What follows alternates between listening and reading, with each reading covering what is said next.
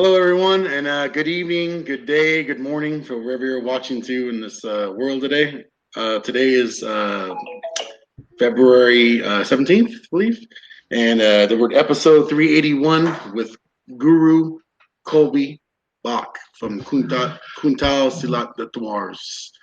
So without further ado, the maestro, Dean Franco, 80 me along, so and I am too harsh. No, and I am so thankful you brought up the date. I was confused. Just kidding. It's not even February 17th. Sorry, it's February 22nd. What the hell? I'm trying to think if I ever mentioned a date on an interview, but that was, you know what though? I don't think that's a bad touch. I just never done it. Yeah. But without further people ado, can track it. Like Brian said, we have Guru Colby coming up. If you're watching, please tell us where you're watching from. Smash that like button. If you have questions, please put them in the comment section. If they are relevant at the time of the discussion, we will immediately insert them in. If not, we will jot them down and definitely get them in. Definitely get to them at the end. Bringing them up, and we have some folks already watching. Eric O'Brien, here he is. Master Raymond Floro, how you doing from Australia? And we got Frank who's right in the lovely fellow tax state of Connecticut. And without further ado, the man of the hour. Hey guys. So thank you for coming on. Welcome. Appreciate you coming on. So, thank you. If we're not mistaken, you could do a little tell, and then you got some show, right? Oh yeah.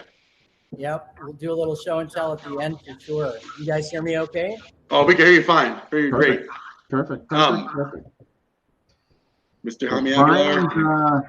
So Brian's going to kind of run this. I'm going to be inserting here and there, but this is kind of Brian getting him acclimated to this, and because he's going to be doing interviews. So I'm going to be here, but kind of. Right, I'm the substitute teacher. Very hard for me to do since I'm kind of responsible for 300 and something episodes, but I'm going to do my damnedest to. I won't bring shame to the FMA discussion flag, the banner. Want to kind of get started here with the Mr. Colby Bock here, Guru. So just want to kind of start off. Your system's very unique. The reason that I chose you and I asked you to come and be a guest is because of the uniqueness of your system with the Chinese influences, and then I was mixed in with the Indonesian Silat. So I guess kind of want to let everybody just kind of get settled in here a little bit. And we got some more people coming in, and just kind of tell us how this all started. I mean, how did this whole journey of yours? How did you get introduced into this with Uncle Bill, which is pretty much a legend in the Silat community, the Tuars brothers?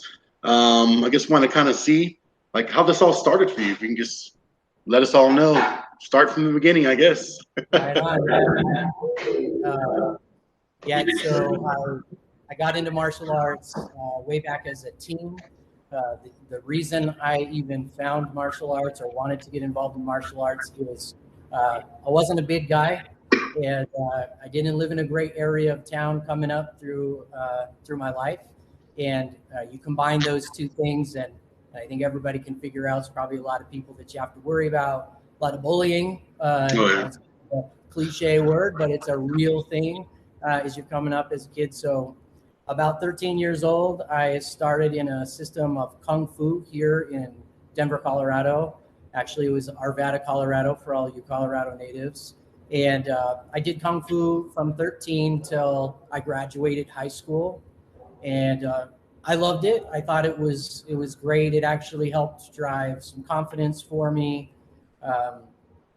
I think just people hearing that I was doing Kung Fu, just the thought of that. Some people wanted to see what it was all about. Others were like, okay, let's stop messing with this kid, So there were some wins there. The funny part was I lived in an area where there were a lot of Asians that lived in this area. And when they found out I was doing some martial arts, saw me practicing, they wanted to put me to the test. Oh yeah. There was a few scraps in the apartment building that I had to, get tested, and I learned a lot through that process. I learned what worked and what was VS. And so it was interesting. I at the time I was too young. I chalked it up to just having to be better. And then, I went into the military for 6 years active duty, where I got a chance to work with some people in many different styles. I did practice with a few people in FMA, practice with some jiu-jitsu guys, a lot of wrestlers, a lot of people back in that time were wrestling, too many wrestling matches to count. And not a lot of them were me winning. So it's quite interesting to learn the stand-up kung fu thing. Wasn't helping me in certain ways. But go ahead. Oh, sorry. What branch of service are you in? I was in the U.S. Navy as a CB. For those of you that fighting CBs. Yeah. Fighting CBs, yeah. 6 years active duty. No combat tours, although I did end up in some real sketchy parts of the world. I went to Iraq. I went to Kuwait. I was lucky to hit the window between the Gulf Wars.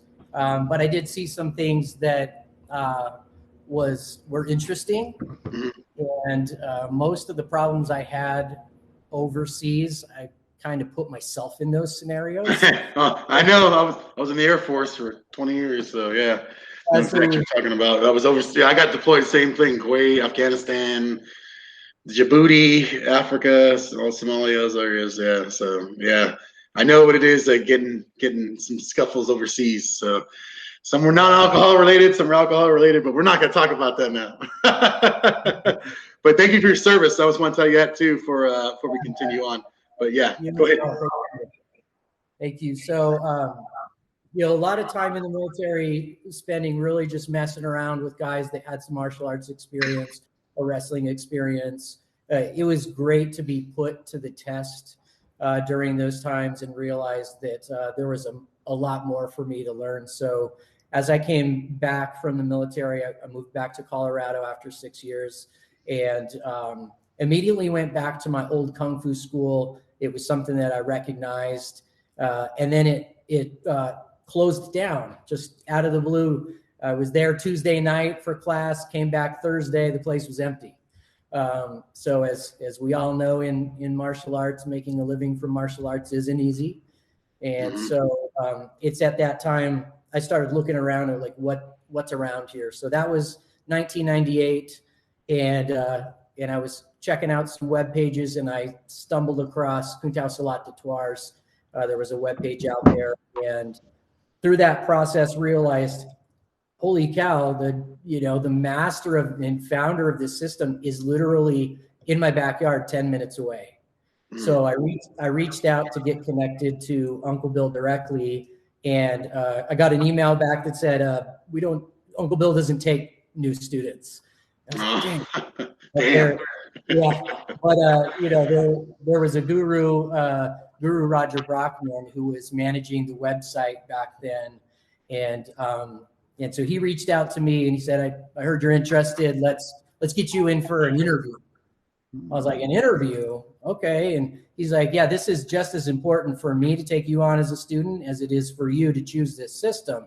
So I went through like a 3-hour rigorous interview with him. And he said, I'll get back to you in a couple of weeks and let you know if you qualify to be, my student. And so I was like, okay, it's that kind of system. You qualify. Yeah. And what he meant by that is he had limited time. And he didn't want to dump his time into somebody that wasn't going to take it seriously. So he had a good upfront effort to kind of weed out people that come and go. So I harassed him for the next 3 weeks until he said yes. And I started training in Silat with him. And after 9 years, he unfortunately passed away. And so he passed away to suicide.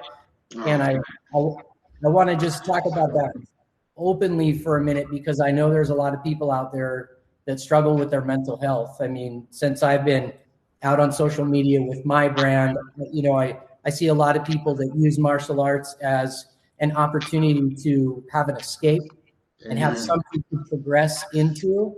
And a little bit about Roger Brockman, he had this thing. Every time I went downstairs into his downstairs studio, there was this saying across the top of the doorway. It said, "Always on the battlefield."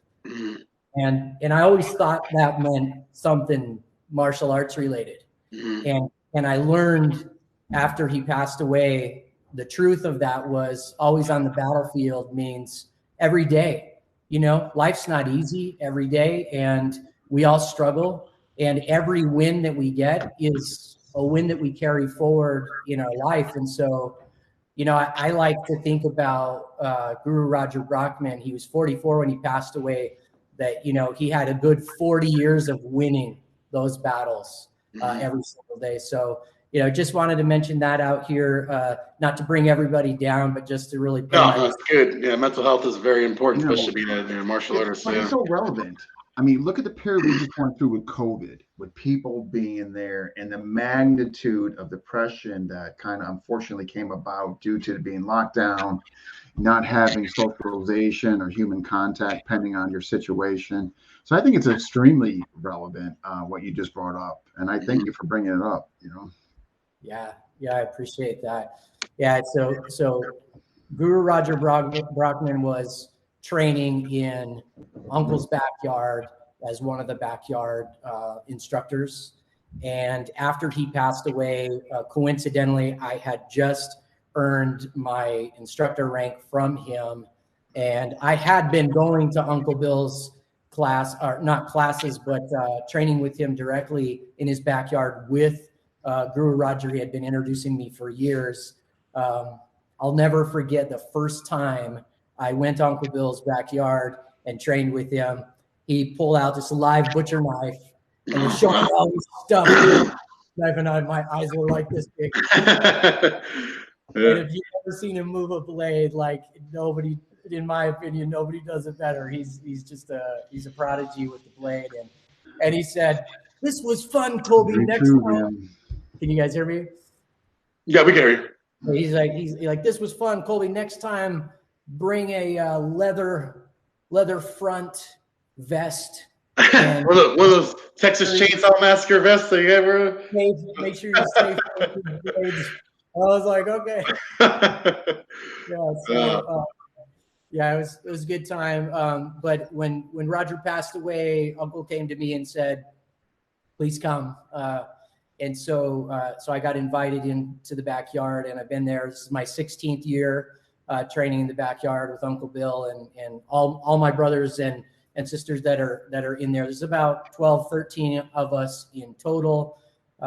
These people have, like I said on Monday, 20, 30, 40, and 150 plus years training directly with Uncle Bill every week. And so I am really blessed to have the opportunity to even be associated in that backyard, let alone be around all these amazing martial arts practitioners. And so Uncle Bill's backyard is fun and hard. And I think my first week, I got put in the dirt and literally choked like a half a cup of dirt down my throat. Wow. You know, there's a few times where we just said, "Fight, you know, why don't you guys just fight, you know, each other and figure out what works and what doesn't work." And so yeah, pretty interesting stuff. But yeah, I'm having a blast with it. Can you? I know, like, this is a question like we talked about last time on the test run. How much, like, where the history of the Chinese influence into the system, like, you know, down in like I said, the Southern Islands, like Guru Dean was saying, the Moro influence, and then you have like the Chinese that came down there that introduced their style of arts mixed with the Silat. Like, how does that? Can you tell us a little bit about the history of that, like where that came from, and as best as you can? I mean, I'm not a historian, but you know, as best as you can explain to it for the audience. Yeah. So my studies and what I've been told related to the Kung Tao influence that is part of Kung Tao Silat de Tuars. There are many different flavors of Kung Tao, just like any other art, just like we're going to talk about a little bit here in Silat. And What it is in Indonesia and in a lot of different islands in Southeast Asia, it's the Chinese influence of those arts. And so in Kuntao Silat de Tuars, there's influence from Kuntao influence from China in the Fujian province, the Hokkien province, all these different areas in the southern area of China. My understanding, especially in Indonesia, is during like the Dutch occupation, they brought a lot of Chinese immigrants down in to do farming inside of these lands. And they brought with them the skills that they had. I mean, life was a lot different then than it is now. And as they were working and practicing their martial arts, the Indonesians and Malaysians and Filipinos were also working theirs as well. And things just kind of start to meld into one pot. So what I love about the Kuntao side of our art is it brings not only the hard style of Chinese martial arts, like hard bone breaking blocks, but also it brings the internal arts like Bagua, Xingyi, and Tai Chi or Tai Ket, depending on what you've learned. And so Uncle has integrated that into his Kuntao Silat de Tuars, which just the name alone is a hybrid. And the marriage between Kuntao and Silat is just amazing. And so later on in this podcast, if you're watching, I'm going to give a demo of, I'll try to separate it out to show you a little of each, and then I'll merge it together and show you what we do with it. So, question just on the Chinese influence. I just find it fascinating because there's some misconceptions. Like what was originally told to me, they were driven out of the Fujian province, but come to find out, that wasn't really true because much to what you alluded to, a lot of it was migration of work. I mean, like they, it wasn't that like they were casted out or whatever. It's, a heavily traded area, that whole sea area there, and stuff. You mentioned a couple other provinces. Would you mind repeating them? There was the Fujian. The Fujian or Fujian province.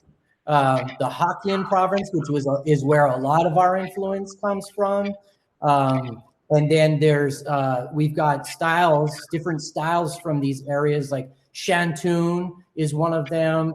Even into Indonesia, some of Uncle's teachers were already teaching an Indonesian influence of Kuntao from like Palembang Kuntao, which comes from Palembang, which is in Sumatra. So how he got that from his teacher. It was sourced really in Palembang and called Palembang Kuntao. So there was already a starting of the Indonesian and Chinese arts coming together. And some of those hybrids that we have been learning from his teachers. So I am not a historian by any means. Yeah, but still, that's why we're saying this is the best you can. But what I've been exposed to as far as Kuntao from Ron, it was definitely that Fujian migration down to, Mindanao. Were the other two geographic areas that you referenced as far as provinces, was there a different flavor than the Fujian? And if so, would you mind telling us? Yeah, so you'll see different flavors when it comes to like the animal-based systems. Right? That's where you don't see a lot of that unless you're looking deeply into Chinese martial arts. You will see that in Indonesian arts. You see some animal influence in Indonesian arts. So, for instance, tiger in Indonesia is the harimau system, right? Yeah. And different like offshoots of that. So there are influences. Even in Silat, there's some boar, some alligator, and some of this comes into just the movements that you see. And it's so awesome. It's so awesome for me to not only learn it from Uncle Bill, who is an expert at expressing just the animal. A lot of people know Uncle Bill from his monkey system. Monkey is one of my absolute favorite. Do you guys do a lot of rolling? A lot of the rolling? There's a lot of rolling, but even at the lowest level, it's just an expression. I teach my students about if you've been around monkeys ever and you have, for instance, a sandwich and a monkey comes along, they're going to take your sandwich, right? And they'll just grab it and steal it from you. And, that's a really good mindset to think about it. And I'll show you some techniques that we use from Monkey and the different systems like that. I would love to see that. Okay. So, another question I had was there any, I mean, probably not, was there any at all weapons, like type drills or any kind of like fighting style that came from China that was influenced into the Silat system? Like, did they bring any like sword, or did they bring any like other kind of staff or anything like that into the system, or is it just all empty hand? Yeah, no, we do. There's, I think the best way to explain it in Uncle Bill's system is that he's taught us this like weapon system of adaptability, meaning you should be able to pick up anything as a force multiplier when you need it and use it. And so instead of looking at it from a specific weapon standpoint, it's really about, what can I do with this water bottle? What can I do with this lamp? What can I do with this blade? What can I do with this short stick, bar, whatever it is? Pick this up and use it in a self-defense situation to increase my chances of survival. We're not in this for sport. The things that we're learning are about self-defense, being effective on the street in a self-defense situation. And honestly, ultimately, Uncle Bill's teaching about longevity, health. I mean, he's 87 years old. He just had his 87th birthday.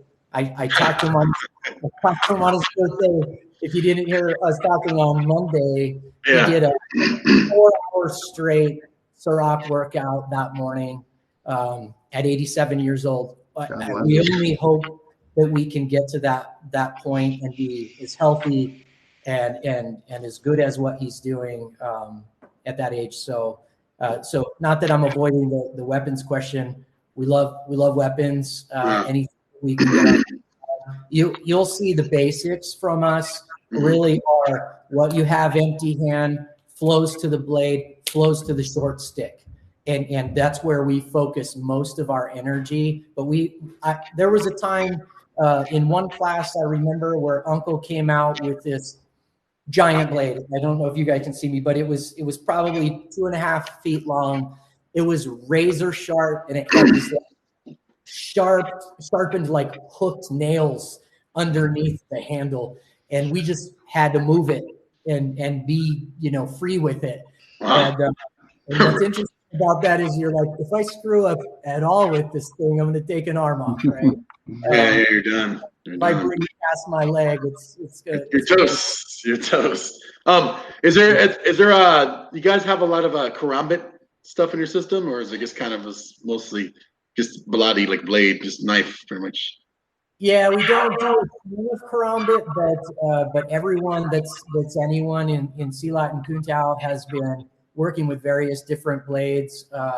I teach the Karambit in my school. I'll teach this is almost an oxymoron to say this, but I teach non-lethal hits and uses of the Karambit alongside of the lethal side. Wow. Good for you. Yeah. I mean, let's be real. The Karambit is just one nasty weapon, and it's really for dispatching bad guys. A lot of obviously, like say different slot systems. A lot of Sarong too, right? Like Sarong use, offensive, defensive. I know that a lot of systems, and now FMA even has, like, some MFA systems have a Sarong use now. I think was it FCS Kali, they use a lot of Sarong with the the soft and kind of pliable weapons are definitely of interest to a lot of people. I'm getting some feedback there. Can you guys hear me okay? Yeah, you can hear you. Sorry to interrupt you, Guru. Kurt, the Mighty Brown Man, has a question related to what we're talking about now, and he wants to know about the different sizes of Karambit you guys use. Yeah, let me grab Okay. the two that I use. Hold on. Oh, got a beep. Oh man, it's called dinner. That background, some Master Chef thing you're doing, Brian. I've seen Oh it. yeah, you missed it. See, you took off for a second. Now it's gone. Now. Yeah, seriously. So I'm going to show you a couple blades that I use. They're both trainers for right now.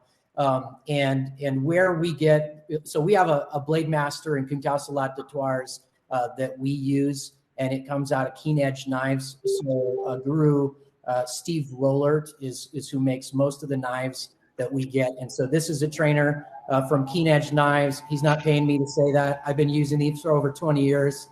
And they're just great. What I love about this small Karambit is it also comes in a live blade. And the weight distribution between the live blade and this blade are the same. And so I will always have a student use this until they're functional with this before they move to a live blade. Because as you know, if you've picked up a live blade and you've done what most uneducated martial artists do, swinging this thing. Hey, I did it. Everybody's done it. It's either Karambit. Yeah, so that's a big mistake. So Playing around. The two sizes that I practice with are this, and then I also have this one called Karani, which is a little bit larger that I use, and I teach both of these in my class. If it was up to me, I just would use this. Yeah. This to me is a little overkill. It basically I have one here, so this is like the standard size right here, right? Karambit. Yeah. To me, if I would say if you know what you're doing with this, the smaller is better. I've got live Karambits folders. I've got 4 really nice Karambits. I can't bring myself to carry it. Honestly.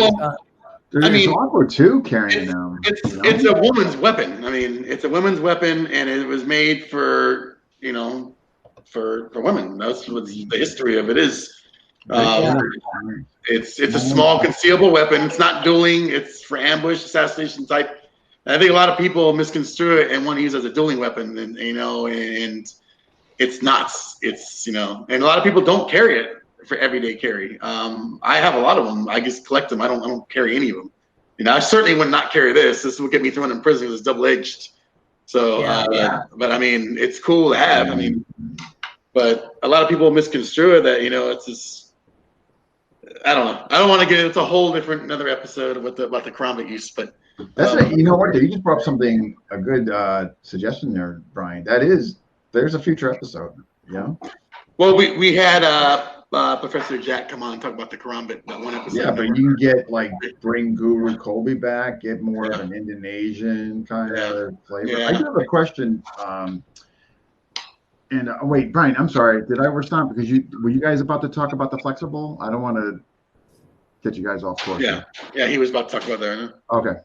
Yeah, so I'll talk a little bit about flexible for a minute. We'll talk about, believe it or not, if you want classic Willem de Toires, he wears a scarf, and he has feelings about wearing sarongs. He's like, it's just like a pair of pants to me. He's so funny. But in use, it's more practical to pull a belt off, right? Improve your odds. Grab a scarf if you're wearing one, something like that you can use to potentially disarm or seize a weapon when needed in a self-defense situation. I know a lot of people really think that stuff's super fancy. I like it too. As a matter of fact, I can show you guys one technique if we have time on my good friend and student is here. So I'm going to give him a plug. So I'll introduce him later. But one of the gentlemen sitting next to me over here who's in concealment is Diz Carter. He's one of my students for about 2.5 years. A couple black belts. He's got black belt in Kempo and black belt in Cane Masters. And he drove in the snow to come over here in the blizzard to be able to, which is well, he's not there, but tell him thanks. Like, he's off camera. You'll see him in a little bit. So yeah, he's awesome. And but I'll show you one basic technique that I think is worth sharing. And it was actually taught to me by a good friend, Guru Bhakti Merchant, who's also one of Uncle's students, and I love it. It's really cool. So, how active is Uncle Bill like in your classes? Like, does he show up like once a week or like once every couple of a month, or does he show up even at all? Like to see like the students, or just kind of his thing?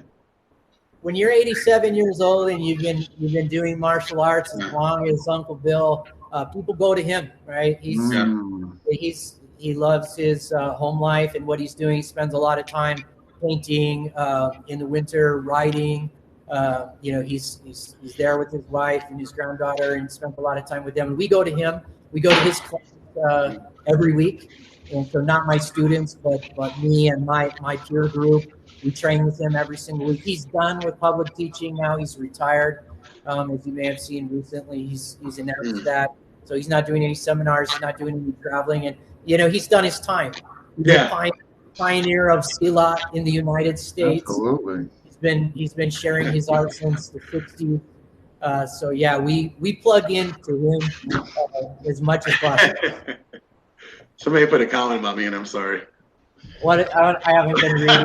Oh, this is Chris's last reader.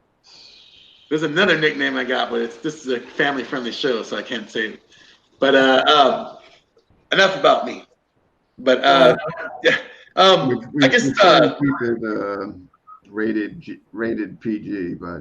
Oh yeah, Guru Dean's here, so I got to keep it rated PG. So. I'm a stickler. He leaves all let loose. I'm a stickler for. So, just like when you talk about the different weapons you guys use and everything like that, the whole like we were talking about before. I know I inquired about, obviously I know I'm a dirtbag. I never got back to you on that, but I'm calling my own self out here. I inquired about your system, and what you told me when we had that conversation about what the uniform and like when you get a certain level, you get to wear the uniform rather than wearing it right away, which I think is like real good because that's like kind of just letting you know that you're progressing in that system. What I mean? You're not just like right off giving it. That's like giving a belt right away. You know what I mean? But can you tell us like as far as I know you offer online classes, and this is where I wanted to go with this. You offer online classes, and you also offer in-person classes.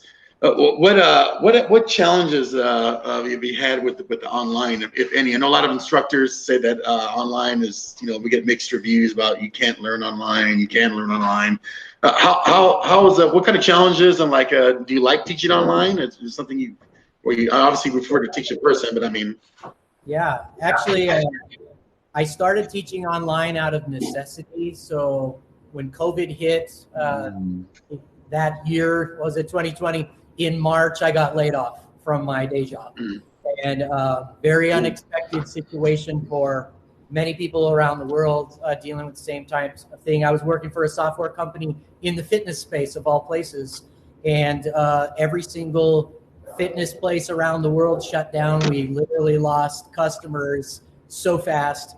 They had to say to everybody. And so I was teaching a class live in person, and that wasn't possible anymore.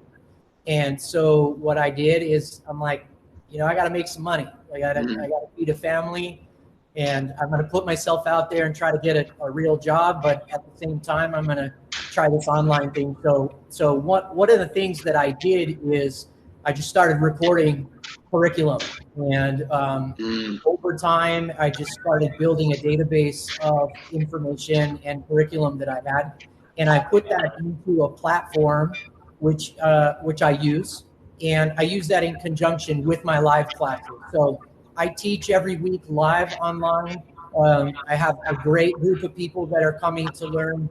And Diz is one of those people. He comes in person. I'll let you meet him in a minute. But he's also online because of his job. and he's got travel and stuff like that. So what I love about online is it gave me reach.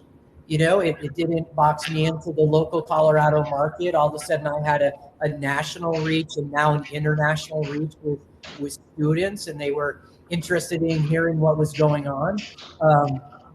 It is important to feel it, and everybody out there should hear it. Like, when you feel these arts, you can't match it.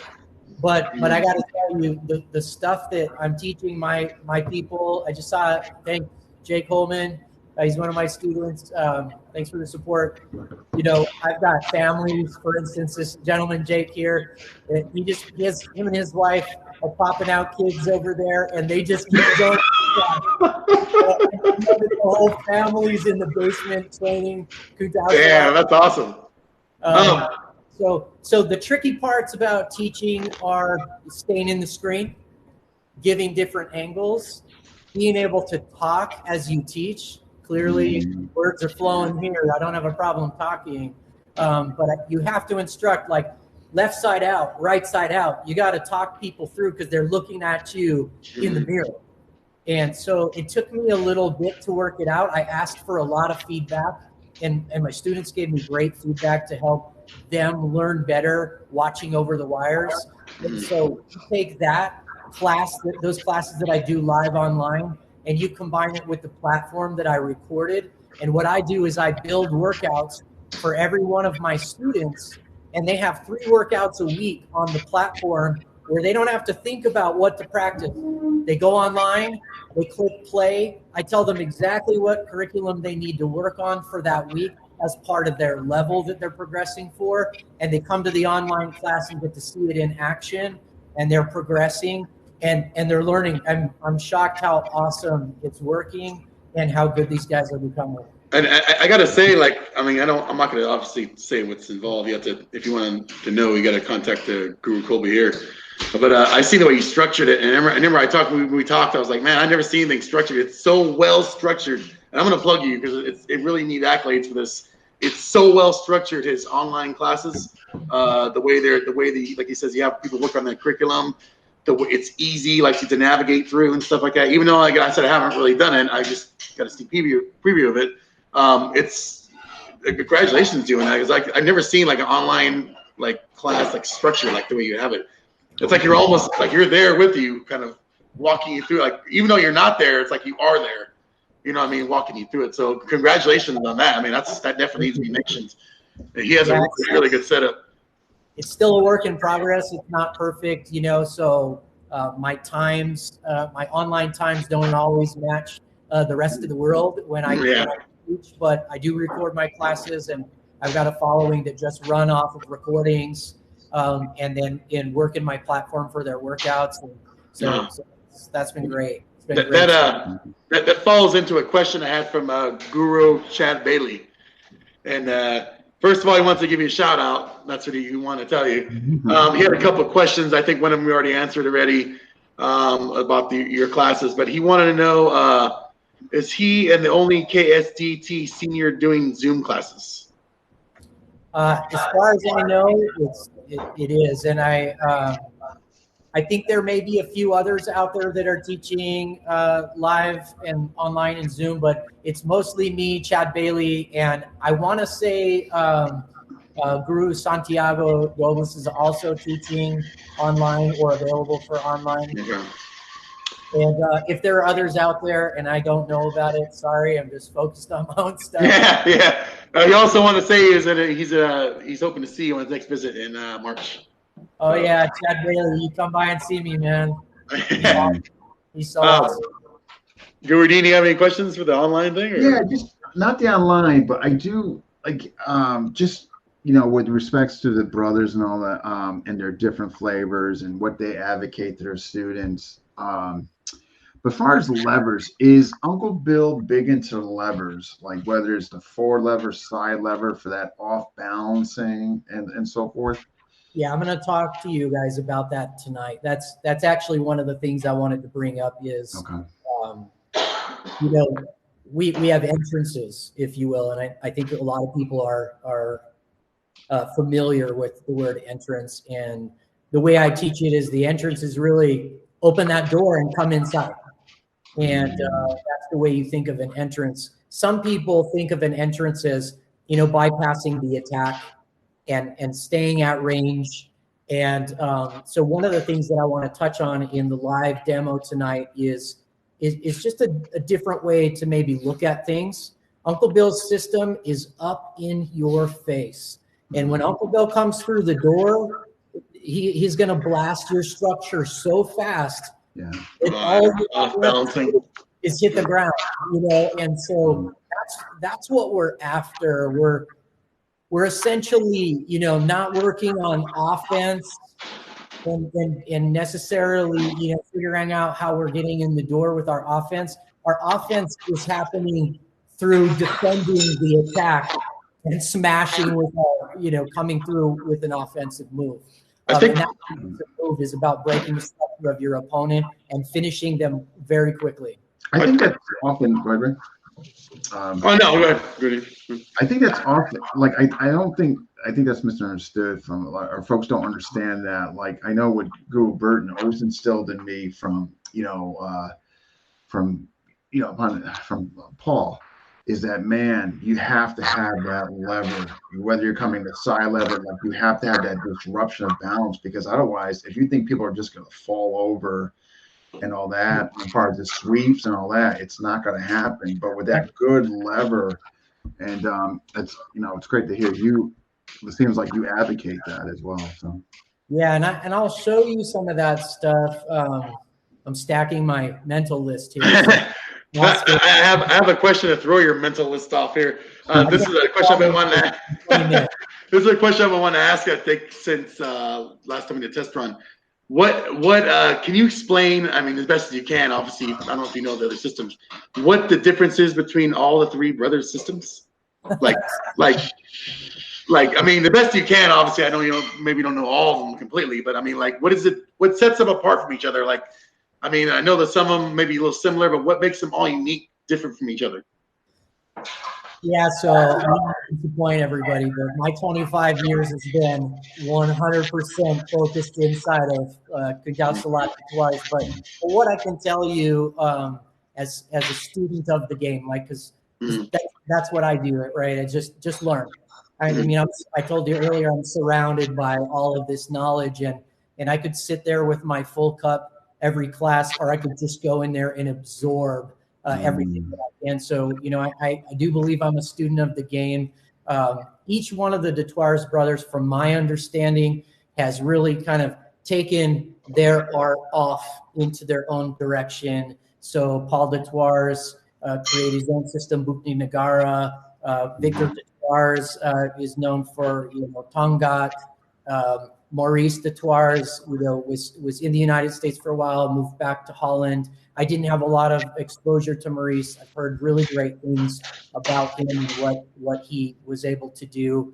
For me, I just think that each art is a flavor from somebody else. Even my flavor from Iron Fire Martial Arts, teaching Kuntao Silat Detoires is going to be different than the guy next to me in Uncle's school, And we all pick up and learn different things. Yeah, you bring your own into it. Yeah, your own stuff into it.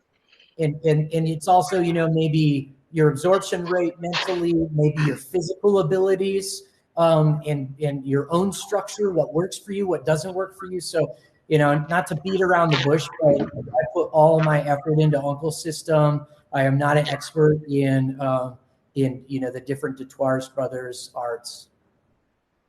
And I know Uncle Bill. There was 4 brothers, am I correct? Yeah, there were 5 brothers. 5. One passed away, early on before coming over to the United States.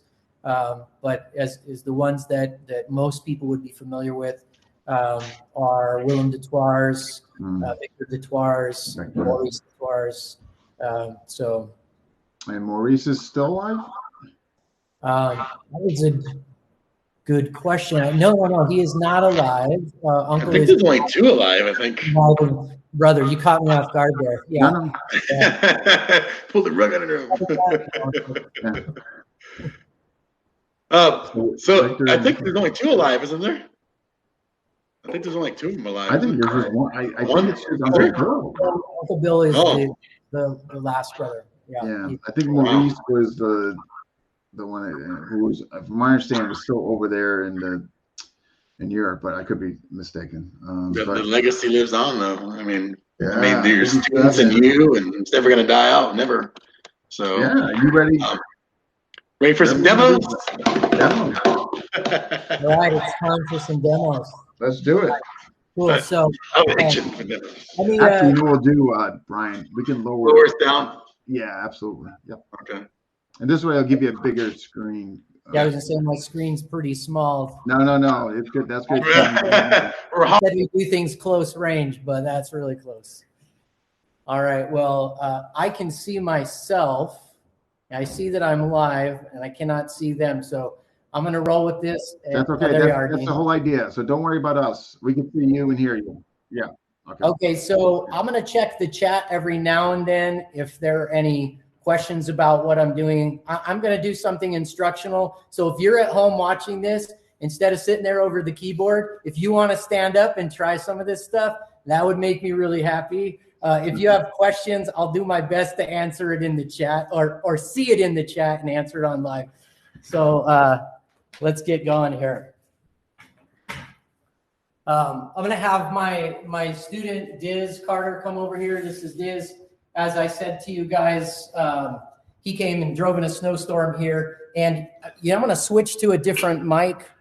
And when I switch to this different mic, I'm just going to ask somebody to say if they can hear me. Give me just a second.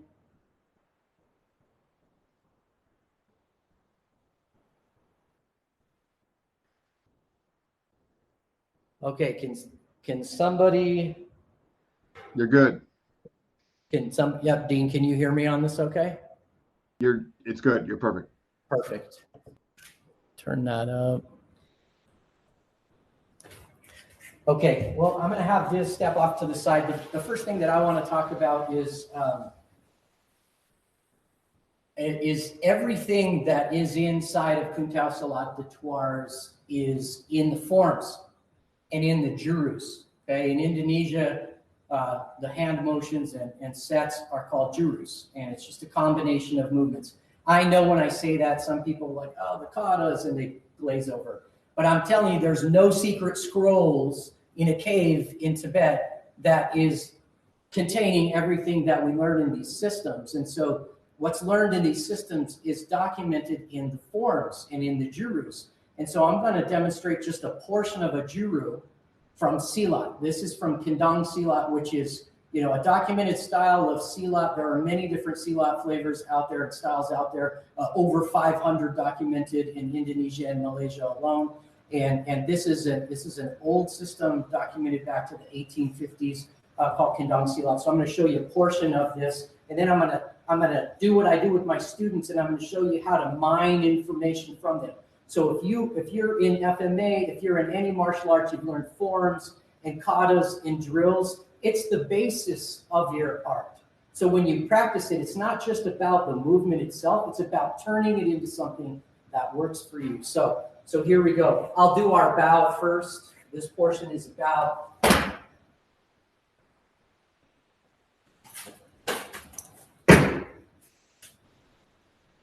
That's just honor to all the Kuntao Silat de Tuars practitioners around the world and to my teacher.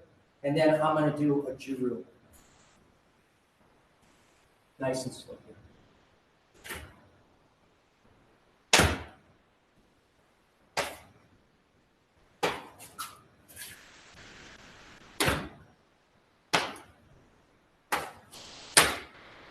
And I'm going to stop there. That's about halfway through Juru Satu, which is Juru number 1. From that, I'm going to catch my breath. I'm going to have Diz come over, and I'm going to show you a couple movements out of that. I've been teaching this week with my students just some basic movements. And so you may have noticed when I brought my feet together, I came under with an umbrella block. This is not something that's foreign to any martial arts community, especially the FMA community. As you bring your stick over the top, there's a lot of different names for this: watershed, rooftop, whatever you want to call it in your system. We're just going to call it an umbrella block for today. So I'm going to have Diz come over. We're going to show you at a few different angles. He's going to throw a nice and slow punch. I'm just going to step up, first of all, and throw my hands up. Now, we talked earlier on this interview about entrance. Notice my first step. Now, I'm on the inside of this guy. I got to worry about stuff like this right away or this down here. So as I come in with this, I'm going to do something with my arms to start to break the structure. As I do, I'm going to continue in. So I'm going to come back and work with my own hand as the lever that Dean was talking about. The lever happens up here, this shot up top. I'm checking this down low. And notice my feet. When I said close, I mean close. Let's back that up. If this guy's punching at me and I'm back here, what's he going to do next? I got to worry about all this other stuff. That mid-range stuff that we're doing when we're here and maybe somebody will get through and we'll win, that just takes up energy. I want this over as fast as possible.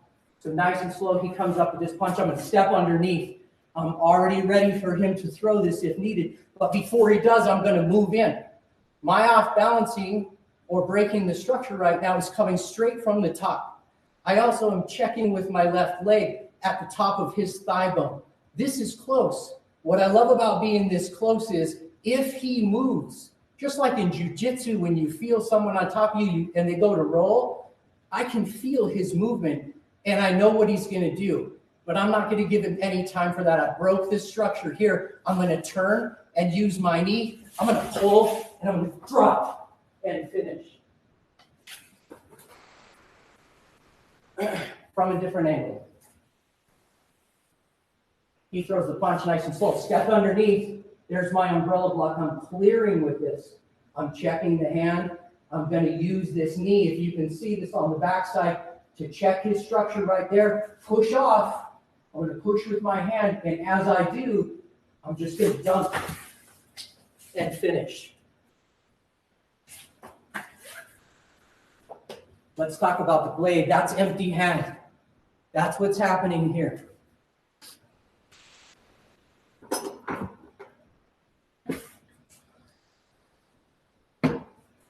What's in our empty hand goes to the blade, goes to the stick. So the same motion is just here. If I'm drawing from whatever side that I have my blade on, and I realize this situation just got serious, this same motion applies. Everything's nice and tight. Check the time here. Okay, he comes up. I see this situation gets bad. And as I block here, I'm coming underneath. I'm making my draw. I'm already checking with this. I'm coming under here. If you can see, the blade is up already under his throat, and I'm exploring what options I have available to me. It doesn't change my motion. His structure is still broke. The same movement applies. Here's where the blade goes. Now, you've got a lot of laws out there to deal with when you're putting this blade into somebody. So I do ask that everybody here use this at their own risk. But basically, you might look at some non-lethal options, or if you have to do what you have to do, you've got to apply this blade in the same place. I'm going to take this checked hand across the top here. I've got this leg here. It doesn't change just because the blade's there. That's one option. What we do applies to the stick as well. So I'm going to have this come up. We've got two different color sticks to hopefully help you guys see a little bit better. We'll show a few different angles. Let's try from this angle first. This is going to be slightly different. My entry point now, I'm going to come up underneath with my stick. Same block, same as the empty hand motion here, translates into this stick. But the movement here will be once I block, I want to capture. Okay, we all know how fast you have to be able to do this kind of stuff. Here, I'm also going to pick my feet up and drop to get into power with this stick. And I'll show you how that works nice and slow. This, he comes over. I'm going to throw this up here. I'm going to block wherever the stick is, wherever the arm is. And then I'm going to come down on the same side here and drop. As I drop my stance, I start to break his structure. Now, it just so happens to be that I have his arm locked here. So I can pull or push and bring that straight down behind him. Let's show a different variation. Nice and slow from that side. He comes in, I'm here. I'm going to come down. As I come down to use this, I'm going to pull it across to my other hip. As I pull it to the other hip, I'm going to scoot in. So I'm here, I'm pulling across. I've now launched that stick out of there. He is leaning towards me. So speaking of levers, Dean, I got to do something with this before he barrels into me. I either have to push and use this knee. What I'm really loving here about the feeling that I have is just to turn out the back, do opposites with my front leg here. I'm just going to turn and drop here and keep this arm, and then we can decide what kind of stuff we do from there.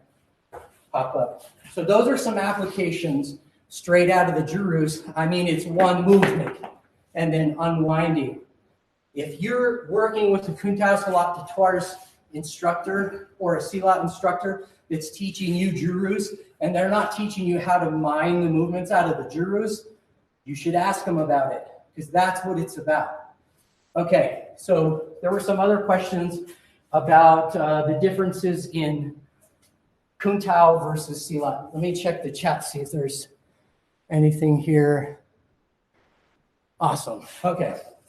So let's talk about breaking the structure. We want to do a little bit of the Kuntao stuff. So Kuntao, the best thing that I can show you is that there are many different angles. People love the angles, right? Like this triangle here that really comes from the Silat systems.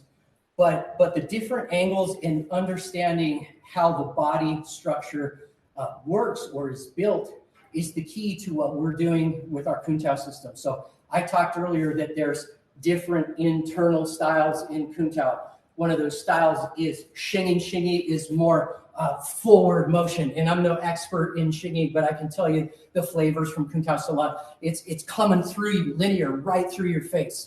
Bagua is the circular motions that are happening inside of those actions. And then Tai Chi, everybody has seen Tai Chi, but have they seen Tai Chi being placed? So this is for you, Dean. You talked about the levers. Let's have him come in. He's going to throw this punch. I'm going to feed it. I'm just going to come in with something with my hands. Don't worry about what's going on there. I want to leave him strong for a second. I'm going to leave him in a nice, strong stance. And I'm going to try to do something fancy with my front leg and pull. But he's loaded up here. So how can I pull? I got nothing. I cannot move this guy's foot. This is not a show. He's loaded. So the Tai Chi aspects of it, or the internal aspects of Uncle's art, are that we have to help him unload. When I sink down into my stance and I move forward and I unload this leg, it's mine for the taking. That's one of the influences of Kuntao, is the internal arts and understanding the structure of this person's body and how I can use it, or the levers, as Dean was talking about. So we teach levers a little differently, but I love where that was going. So how about the circular stuff? If I want to come here and turn, I just turned to the outside. Same thing happens. I have this arm, I shift him back, I turn, I walk out backward. That's Bagua, turning. Those are two examples of the Chinese influenced arts and how it works into what we're doing in Kuntao Silat de Tuars. So the last thing I'll show you is the blade. And I contemplated on whether I should share this, but I love sharing the influence that Uncle Bill has in this art and what he's taught us. So one of Uncle's teachers was a butcher in Indonesia. And he taught him, this is a butcher knife. He taught him what we call the butcher form. And the butcher form is really interesting because it kind of hops around. The movement is it's very active, and it kind of bounces. And you'll see it if you watch Uncle's videos. He's like, bam! He's just moving really fast. He's like really light, hopping on his feet, and he learned this from the butcher form, from this butcher who's a Silat teacher. So I just thought it's a real cool movement. It's different, but it leads us into what's happening with these legs. What's happening with our legs, we have a tendency to leave a lot behind in our arts if we're doing different motions. And he throws a punch, and I'm pretty good at this, and I'm pretty good at this, and check this out, I can turn it into a Puder Kapala, and wow, that's so cool. But the reality of that is, this big, strong guy, he throws that, and I try to go here, and he doesn't move. Because this Puder Kapala, I'm loading up his front leg. So I really understand what's happening. You've got to understand what's happening. You've got to be able to see and know how to manipulate a situation like this and use your art to be able to break this structure. And so in this particular case, the Puder Kapala might look fancy, but the reality is if I just step behind this guy on the angle, he's down on the ground whether I have his knife or not, and the confrontation can be over. So I hope that makes sense. There's a lot of different angles that we use in Kung Tao Silat de Tuares. Let me check if there are any questions. Cool. So I think we're about at time. I'd be happy to take any questions or demo something that you saw here tonight as a glimpse. Just let me know. Yeah, that was great. You're so right on the wheel throw that you're just going to go up there and you're just going to wheel them. And I don't know. I found that the butcher knife thing. I like that. That kind of, I mean, you know, you show the whole thing, but that's very unique. I thought that was pretty cool. I like that. Oh, you know what I forgot to show you guys that I promised? All right, one last thing. We still have time?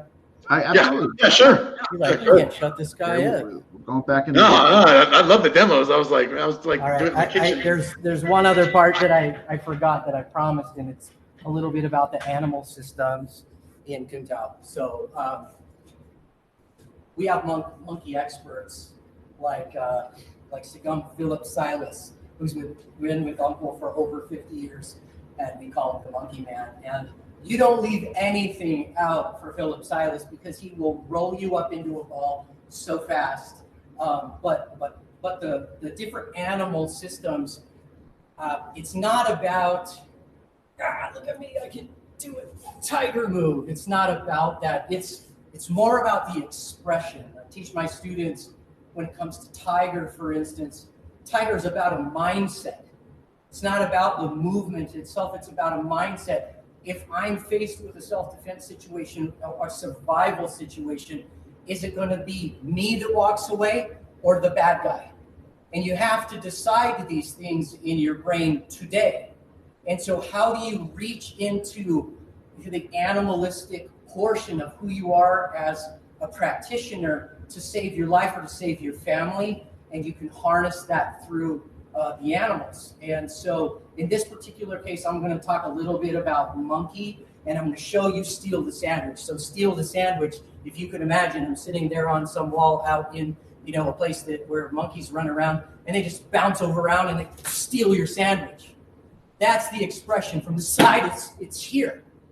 And so when Diz throws a punch at me, I want you to see it as this, like stealing his sandwich and closing the gap and delivering this hit in the right spot so fast that it gets me where I need to go. When you think moving like a monkey, you move at just extraordinary speed, and you have a different power than you normally do when you're practicing. So I'm going to send this right back up the chute, and we're right back to where we started, which we pull out that bottom, lock his arm up, roll him up, take his blade or whatever we need to, and check for his friends and get out of there.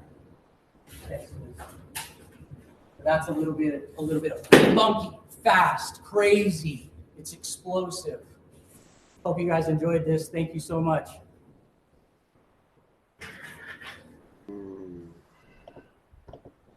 No, that was awesome. Yeah, I great. loved it. Yeah. Kudos to you. I thought they came out great. Yeah, more the comments speak for themselves. Yeah, the explanations of the different. Yeah, it's great. You know. Awesome. Thanks, you guys. I appreciate you guys having me on for sure. Our pleasure. If you like what you saw tonight in my demo, you can check me out on Facebook, Iron Fire Martial Arts. You can also see me on my website, ironfiremartialarts.com, and add me as a friend. I love to grow my social circle for sure with martial artists. I love seeing what's on your page and being part of that community. So I really came on this tonight, the FMA discussion group, because I've been watching for a while, been listening for a while, and I just wanted to contribute back something. So I was really happy when Brian invited me. And also for you, Dean, man, what you're doing is so cool. You're just out there spreading the word and creating connections. Some people are afraid of that, and other people love it. I love it. So, and the back end is painful. He's semi-retiring. Because they're killing me. They're killing me. He's pulling a Tom Brady. He said he's going to retire, but he's not going to. Well, limited capacity is the chosen phrase. Okay?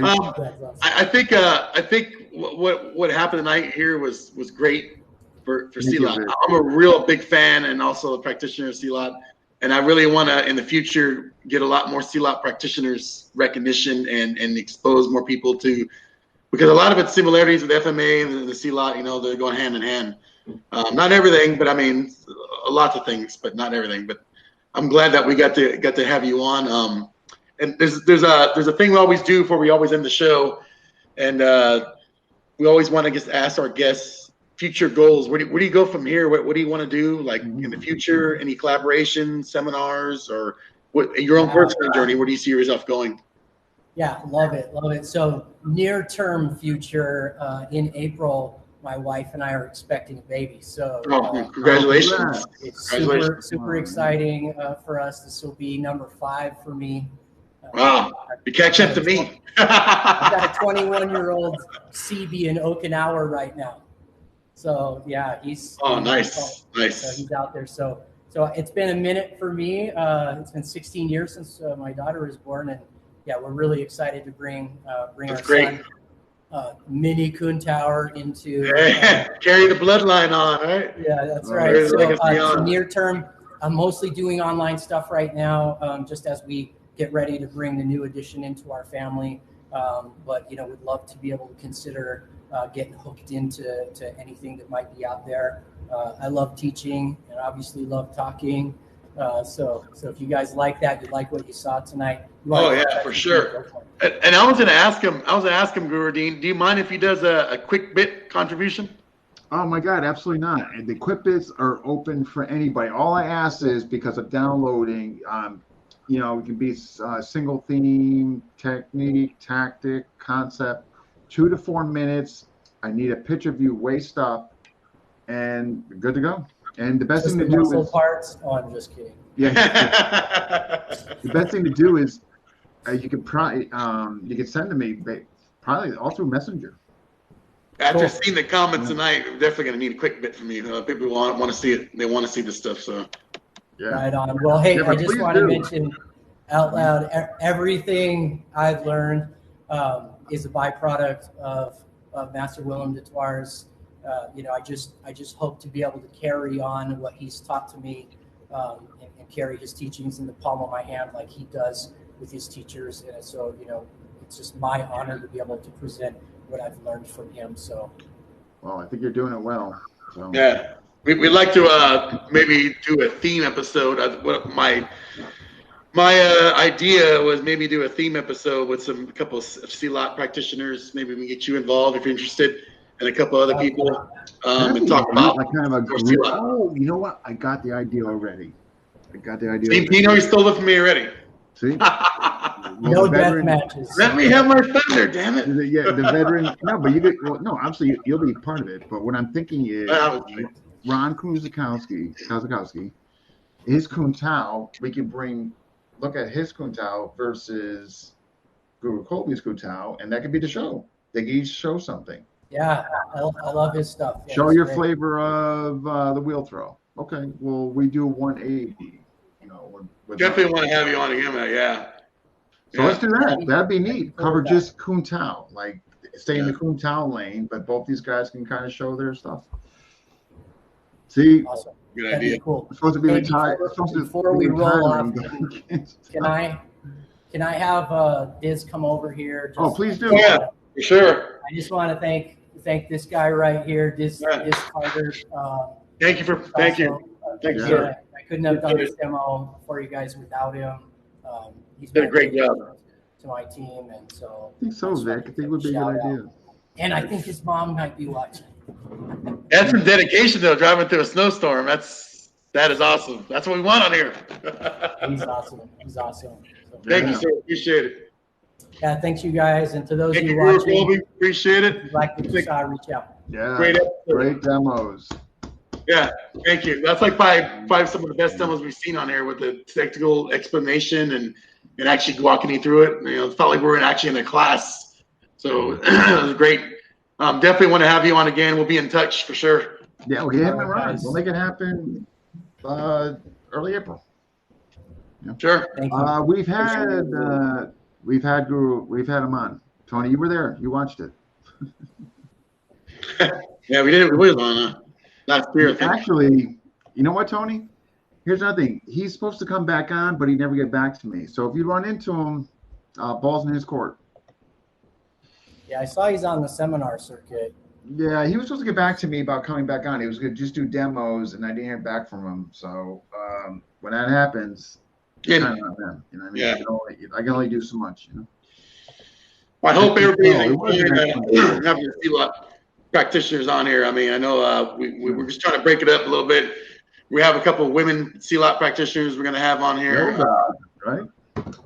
Hilda, yeah, Miss Hilda Octa. She's coming on in March. And there's another one. I'm trying to get the Sawanda on. So I'm going to get her on.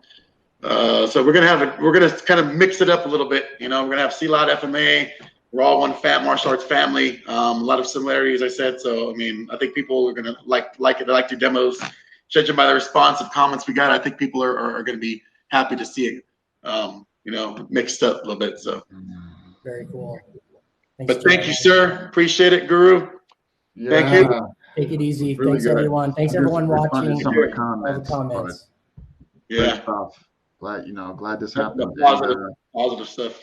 We'll do it again, definitely. We'll get you and Ron on here, and you guys can go tat for tat. You'll show your expression, you can show his expression, and then me and Brian will grade. No, just kidding. I'm not long enough to grade anybody. So yeah. But guys like us will be like, we want to see you do it now. You guys are Yeah. fast. Exactly. Right on. Thanks, everybody. All right. Thank you. Appreciate All right, it. Have a great night. And please tell your wife congratulations as well from us. Thank you. Mm. Appreciate it. Have All a good right. one. Take care. That was a good show. Yeah, it was great. I liked it. Yeah, I think so. It's so much was jammed in just that hour and 14 minutes of information. Well. I thought it went really well. It's great. Great guy. I like him. Tony, but by all means, though, please, if you talk to Sifu Greg, or tell him I'm basically was just waiting on him. So, but no, that was good stuff. And yeah, the explanations and the demos were just like I felt like I was actually in the class. Yeah. I was over doing in my kitchen. So I trying to knock everything away. It was good. Yeah. The knife stuff, butcher knife stuff. I mean, it's very unique. Like the movement. Yeah. No, it was thoroughly enjoyable. I thought they did a great job. Presentation. Very professional. Like I said, if you have a chance to check his online format out, it's structured so well. The way he has everything, it's like it's really well written. A winter show. Vic gives it an A+. All right, so who's next? That's a great question. So okay, folks, who is next is going to be, I am going to be in New Mexico with seeing yours truly, Brian Rodriguez, and I'm going to do an episode down there Sunday night, finishing up Modern East theme episodes. It'll be 8 o'clock Eastern time, 6 o'clock Mountain Time because I'll be in New Mexico, and Brian will be assisting me, handling all that good minor knee. There you go. New Mexico, land of radiation. Yeah. So, and Brian will be right there, right in that thick. Trinidad won't bother you. That's about 60 miles east of us over here. So. Actually, I'm going to need you there because I'm going to turn to an alcoholic after this theme episode. Man, Jesus. Well, we got a liquor cabinet here, so we got plenty of alcohol. So I'm good to go. All right, folks. Hey, I want to thank all you that watched, commented, and submitted questions. Man, this was A+ in my book. Good job, Brian. Thank you. Let's talk tomorrow. I'll give you a ring just when I'm coming in and all that good stuff. Sure, no problem. So weather 60s, 70s during the day, evening. 40, right now is a windy season. We have 75-mile-per-hour winds out here right now. So it's like a sandstorm out there right now. So what are your temperatures at night? Temperatures at night here, they range between 30s and 40s, sometimes 20s. Okay, so definitely. Okay. The weather here is so unpredictable. Living here, I've been living in the desert now for about 20 years, different parts of the desert. So, yeah, unpredictable weather. It could be raining one day, and it could be freezing and snowing the next day. We've had that here before, so. So I will bring a mixed bag of clothing. Yeah, there you go. There you go. All right, I'll call you tomorrow night, and we'll just finalize everything. Okay. Okay. All right. Thanks, everybody, for watching. Appreciate it, guys. You did awesome tonight. That's good. Thank you. Appreciate it, Gordine. Tried. All right. So. All right. Take care. Take care.